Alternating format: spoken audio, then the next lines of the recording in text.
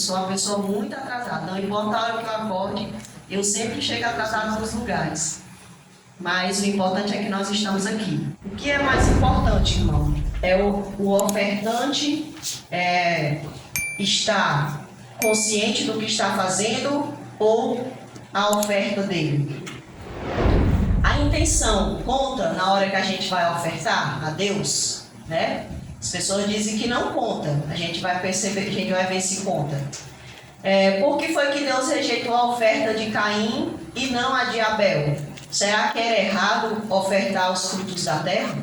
Muitas pessoas dizem que Caim, a oferta dele foi rejeitada porque ele ofereceu os frutos da terra, não é verdade? Muitas pessoas dizem isso.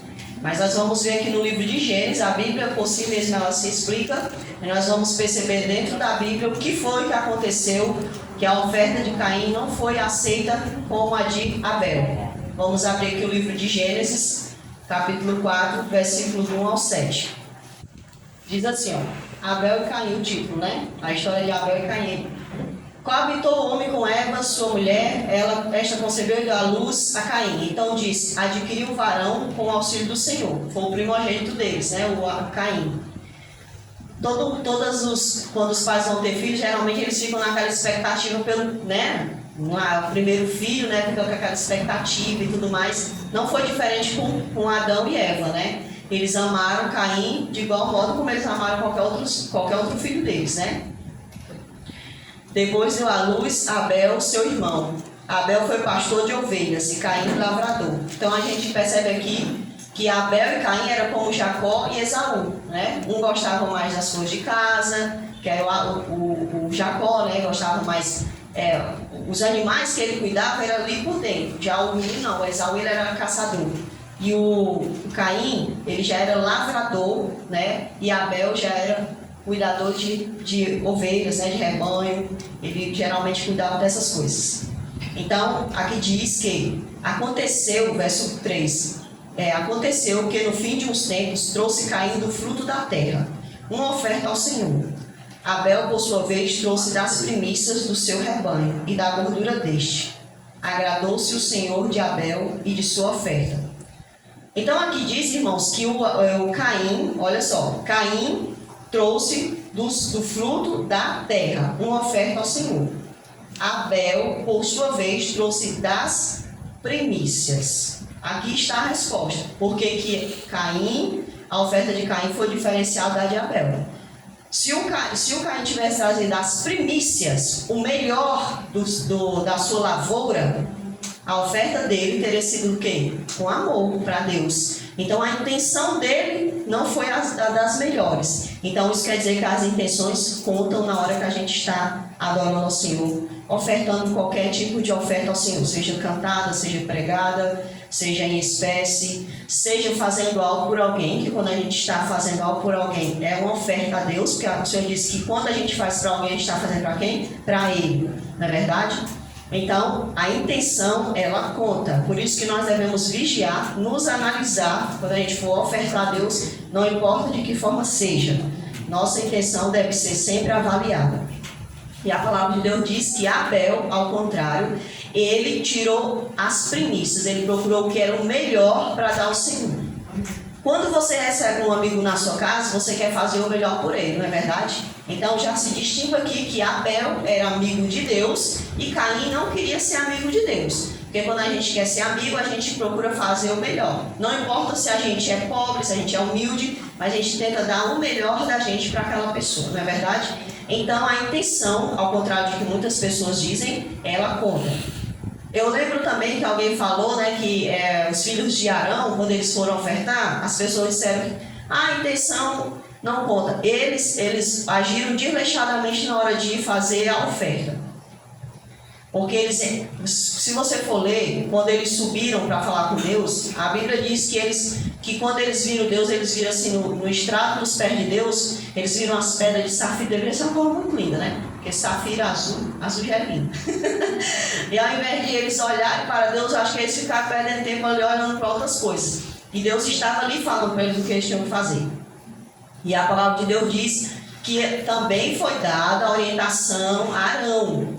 Só que os filhos de Arão, eles entraram na forma errada, no momento errado. Ali, Deus não é assim, não é de qualquer jeito. Você tem que estar bem intencionado na hora que você vai fazer o que você tem que fazer. Então, eles entraram de forma errada, né? Nadab e Abiú, né? Eles entraram de forma errada, fizeram de qualquer jeito o ofertório a Deus. Então, não era o momento deles adorar, não era o momento deles entrarem ali, e eles entraram de qualquer jeito. Então, Deus não aceita a adoração de qualquer maneira. Às vezes, a gente acha assim, por que então que Deus não consome pessoas hoje em dia? Mas Deus fosse consumir, hein? Acho que não escapa de nós não, viu? Porque o negócio é sério. Muitas das vezes, quando nós estamos adorando, nós não estamos adorando de fato e verdade. Não é verdade? Então, assim, uma vez o meu esposo disse assim, Maria, quando ele disputava a igreja, né? Quando ele era lá da igreja grande, né? Da aniversário. Aí ele dizia assim, Maria, porque essa igreja é de Deus, Maria. Tem alguém que dá um aniversário, pelo amor de Deus. Me perdoe que eu vou falar mal. Aí ele disse assim, né? Mas Maria, essa igreja é de Deus. Porque Deus ainda não fechou as portas dela? Se não fosse dele? Aí eu disse assim, pois olha para a maior de todas, que é a igreja católica apostólica romana. Deus não vai perder tempo fechando a igreja, Natan. Ele ganha tempo pregando o seu evangelho. Então, muitas das vezes a gente não se dá conta, né? De que o nosso ato, por exemplo, Deus não vai perder tempo assim consumindo pessoas hoje em dia. Sabe por quê? Porque infelizmente existe um cálice de ira sendo cheio. Aí é onde mora o problema. Porque naquele último dia, aí vai fulminar, né, a sua ira contra as pessoas que não adoraram como era para ser adorado. Não é que Deus tenha prazer em matar as pessoas.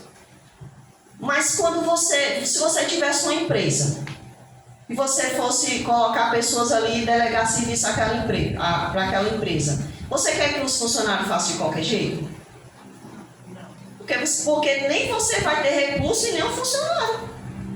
É necessário que o empresário esteja bem e o funcionário também trabalhe bem. Por quê? Porque um depende do outro e ambos dependem da empresa. Então não é diferente de Deus, a nossa adoração é vida. Quando a gente adora, a gente está recebendo vida. Por isso que muitas vezes nós não estamos recebendo vida, porque nossa adoração está de forma errada. Não é uma adoração certa, é uma adoração com defeito. Então Caim, ele ofereceu uma adoração de forma errada. Ele não ligou, ele fez de qualquer jeito, não teve uma boa intenção. Então, a palavra de Deus diz que Deus se agradou mais a de Abel do que a de Caim.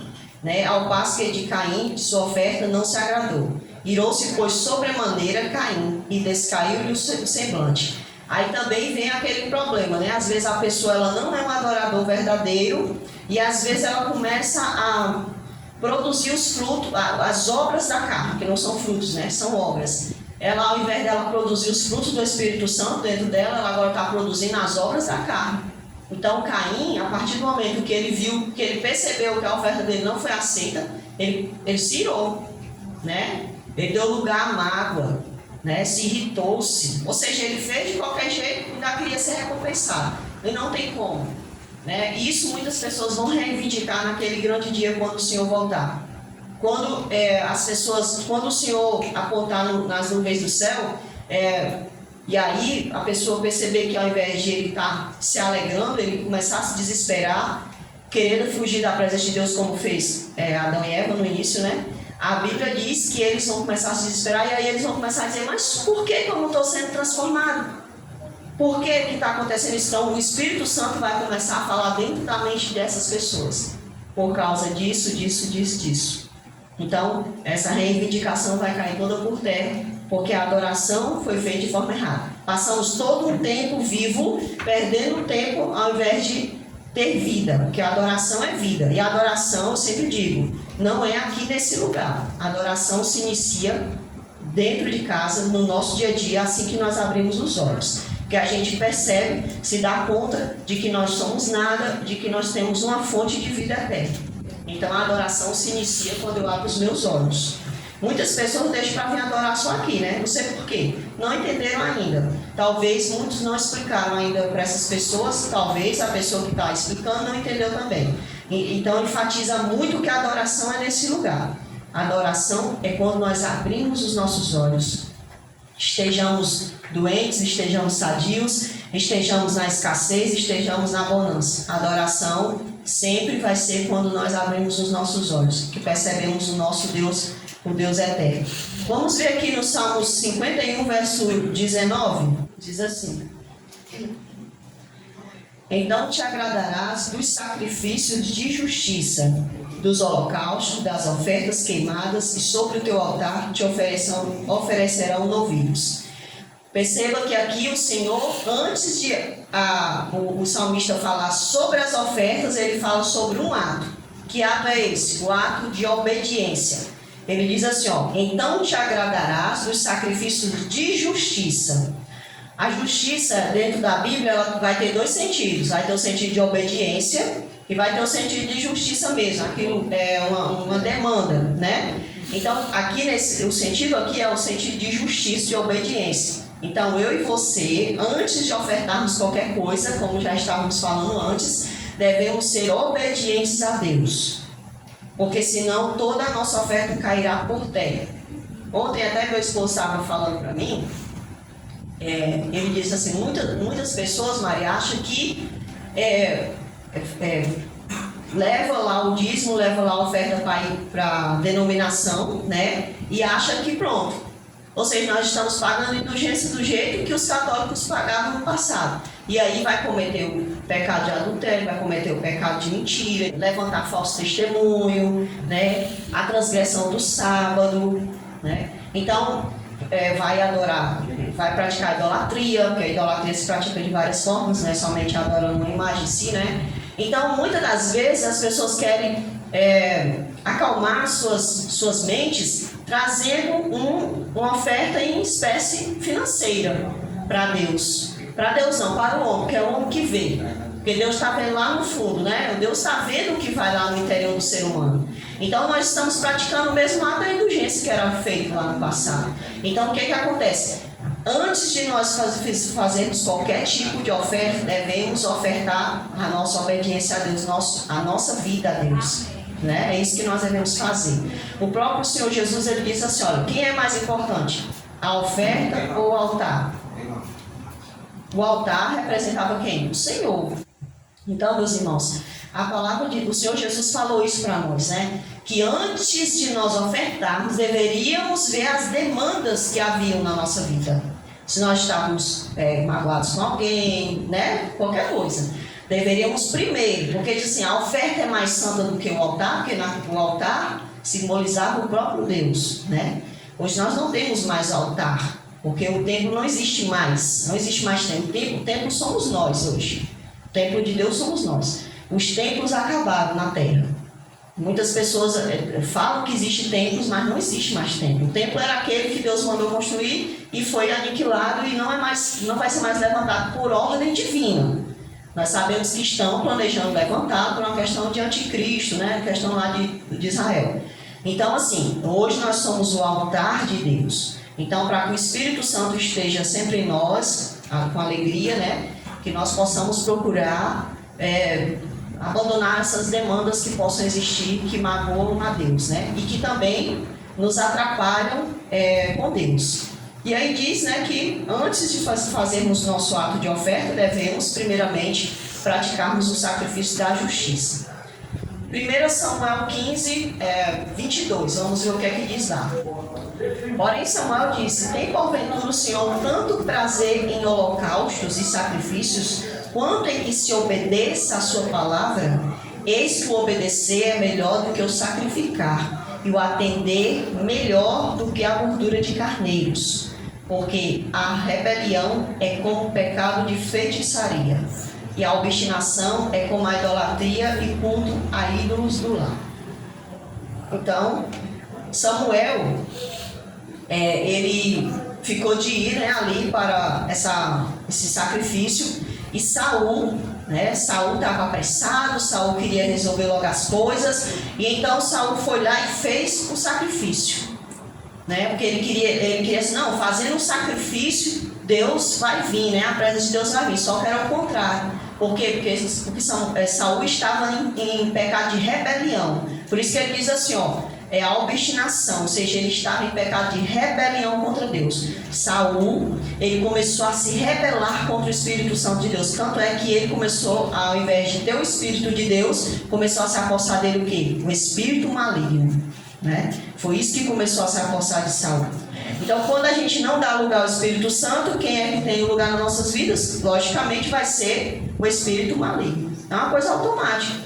O Senhor diz que não se pode agradar dois senhores. Então, ou eu estou agradando a Deus, ou eu estou agradando ao Senhor desse mundo. Ainda tem um terceiro, né, que é o nosso eu, né?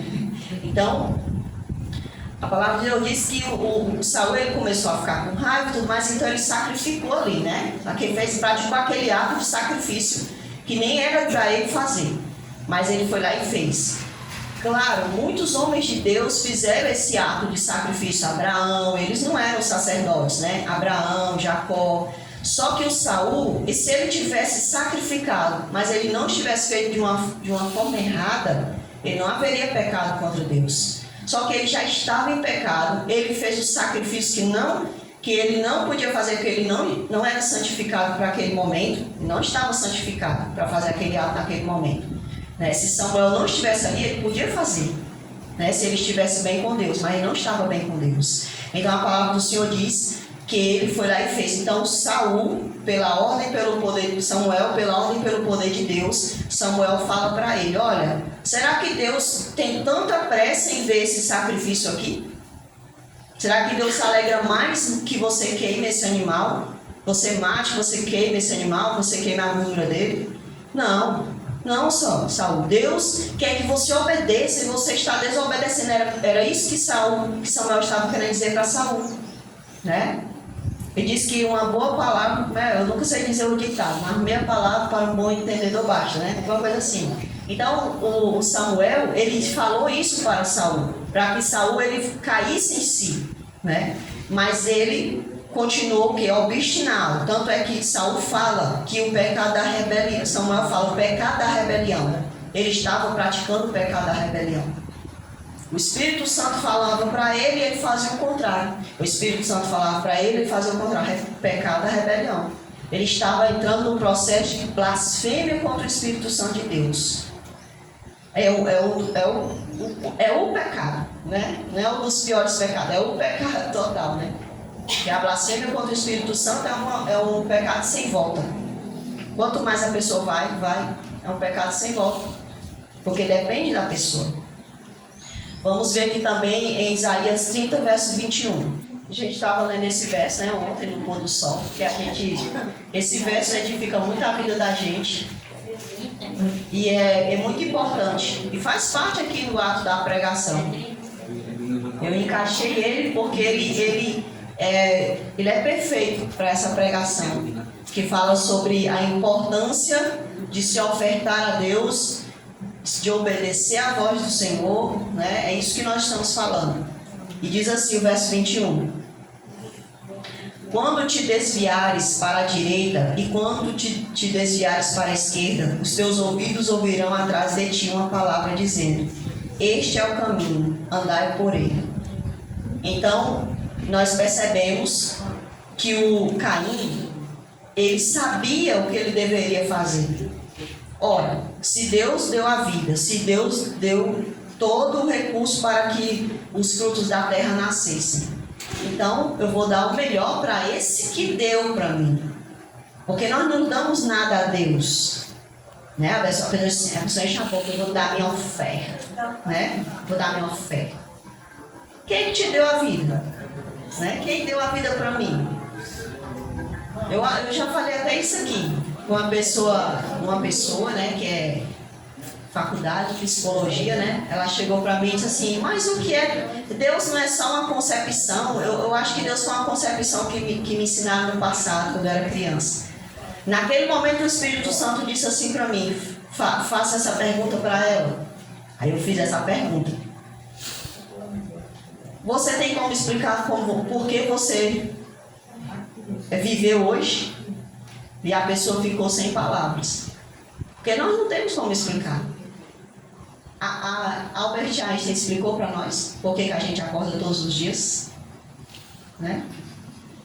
Os outros cientistas aí famosos, os prêmios Nobel da vida, sabem explicar para nós por que a gente acorda todos os dias? Não.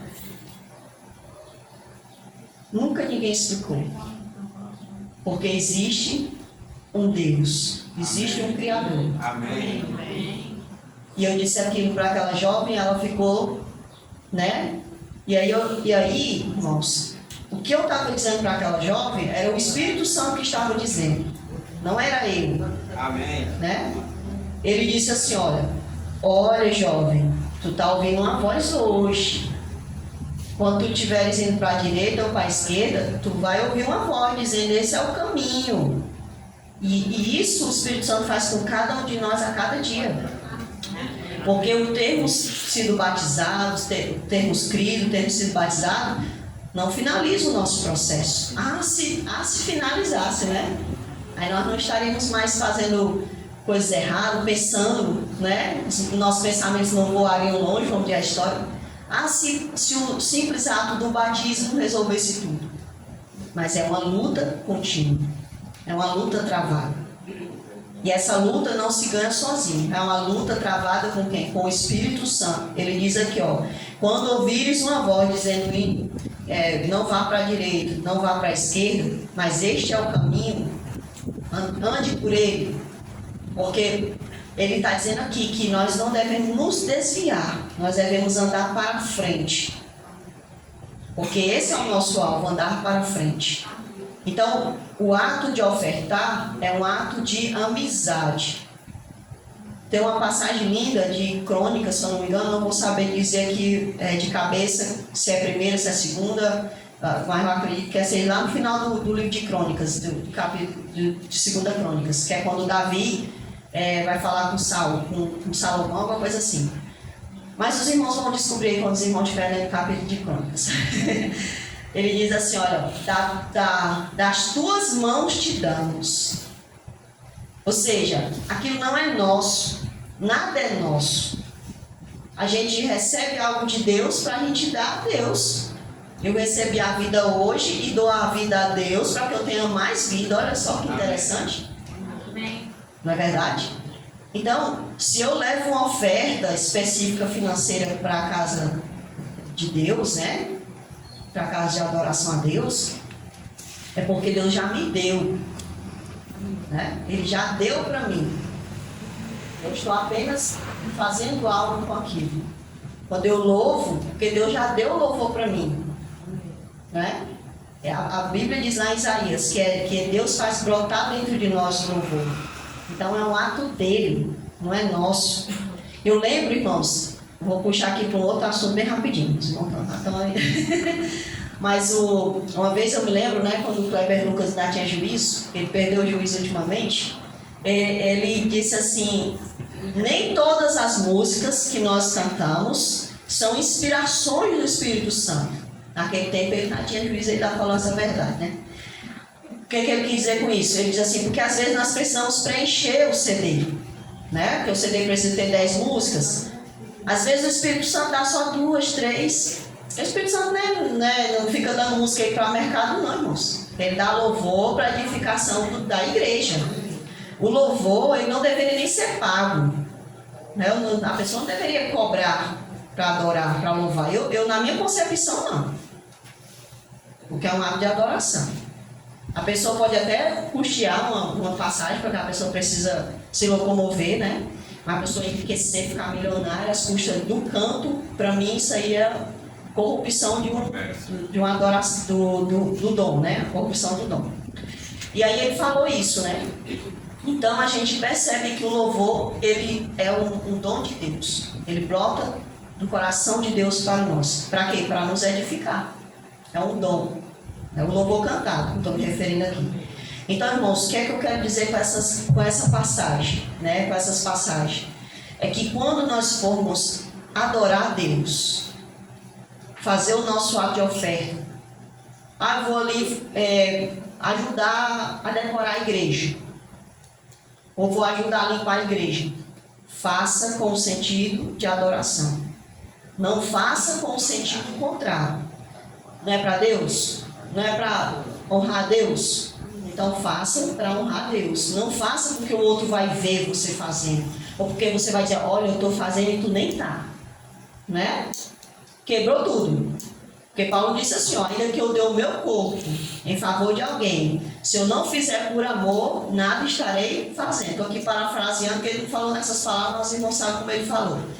Então, tudo que eu for fazer, né, que é para a glorificação de Deus, para a edificação da obra do Senhor, que tudo seja com entendimento, com a intenção correta. Porque o Senhor falou para o rei Amazias. Eu sempre falo de rei Amazias e meu esposo também.